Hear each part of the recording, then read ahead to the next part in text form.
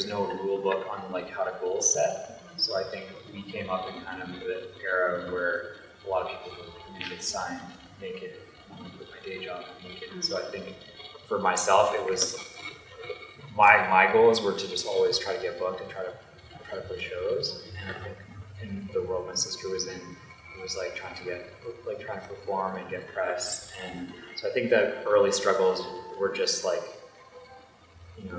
trying to be heard and be appreciated for what we were doing.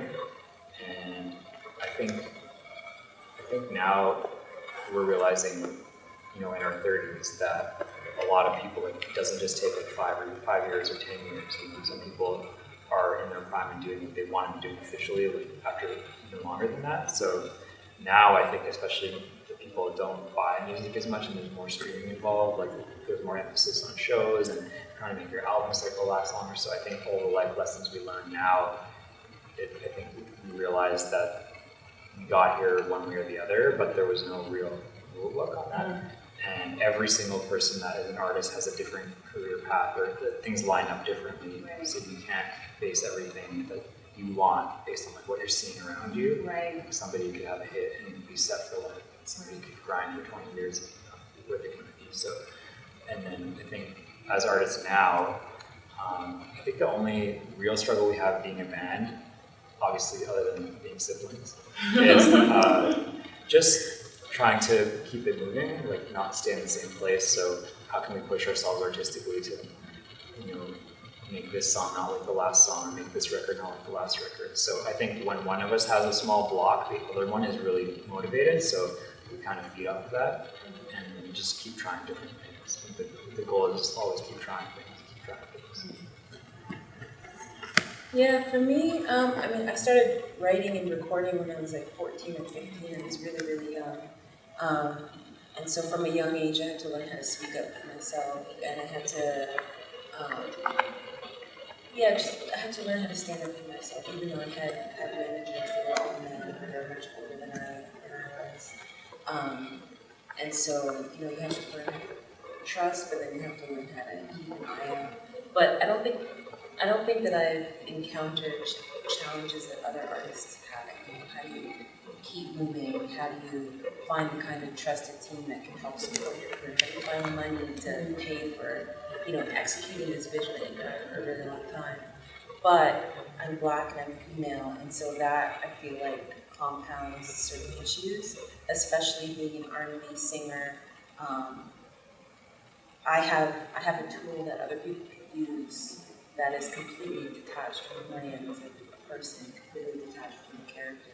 I can be a vocalist on a producer's album and not receive any credit, and it can make you feel a bit disposable. And so my greatest challenge was, how do I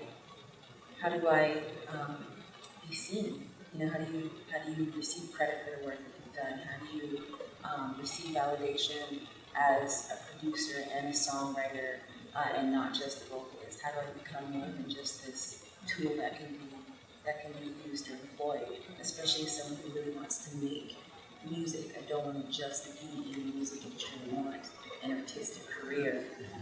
And so how do I get recognized for that artistry?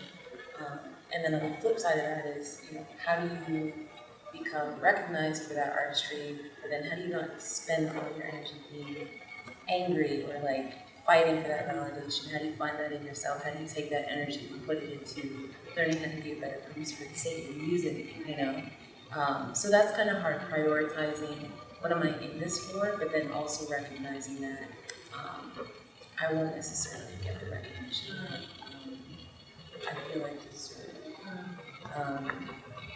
And so, I think just maintaining the focus on doing better. What are your biggest tips on how to find that balance? I would say ask as many questions as you can. If you're, for a young woman, I think it could be intimidating. I don't want to be a father, especially Canadians who are so naturally polite. I don't want to annoy anybody.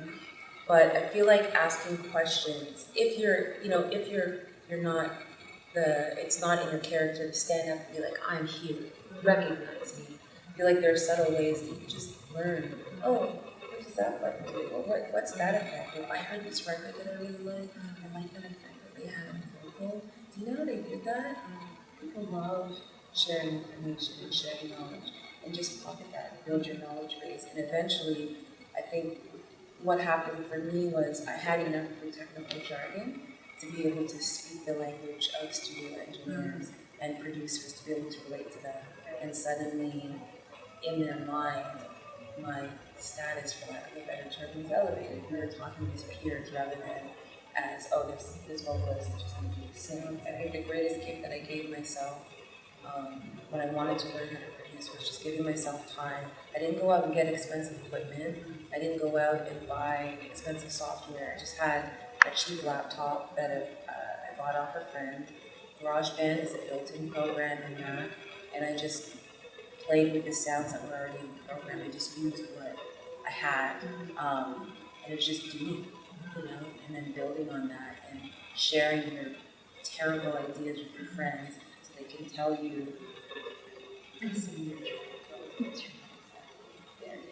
So it does involve speaking up for yourself. Ask those questions and don't be afraid to put your ideas out there and to be critique. That's how you're going to learn what works for you, what doesn't work for you. Just do. Just get your hands in there and get used to the programs, and eventually, I feel like the challenges that you have trying to learn new programs will spark questions that will bring you to the next step, and to the next step.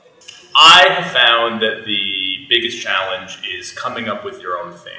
And to build on what Alanna said, I think it can become easy to fall into the trap of reading more and more and following the advice of people. But the tough thing about music is that when you think about most interesting, compelling music that we love, it's people who were something original. They found their own path and it was fairly unprecedented.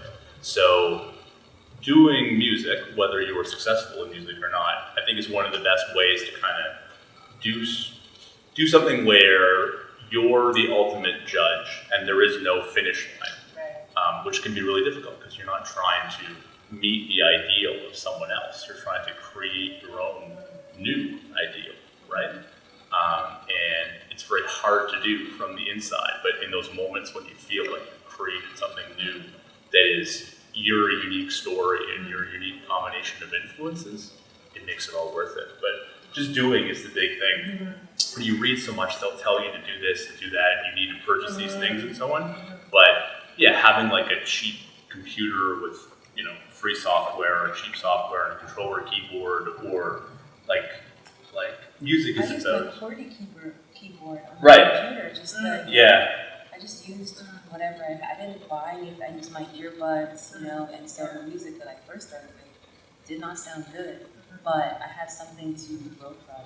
Yeah, that's the biggest. That's true of almost any kind of craft that you work at. It's just do it again and again, be bad again and again, but through doing it and then kind of reflecting on it, you become better and better. It's amazing, a lot of our favorite people, how little they started with in terms of formal training and things like that. And it can be very freeing also that you're not trying to aspire to someone else's vision of what you want to be doing.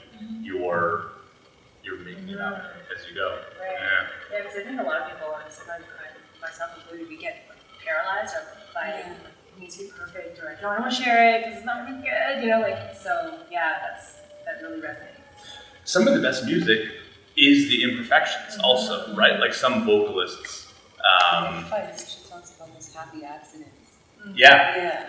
Yeah. Just hearing the hiss of the board, or hearing the playing of something in the back of the room, and you're not sure if it's percussion or if it's on purpose or not. But if it happens at the right moment, if it has the right timbre and it sits in with everything else, it doesn't really matter how it got there. It's just that your body feels that it belongs, So some of those, not trying to control the parameters so that it stays pristine and not making happen. Let it in and see how it makes it.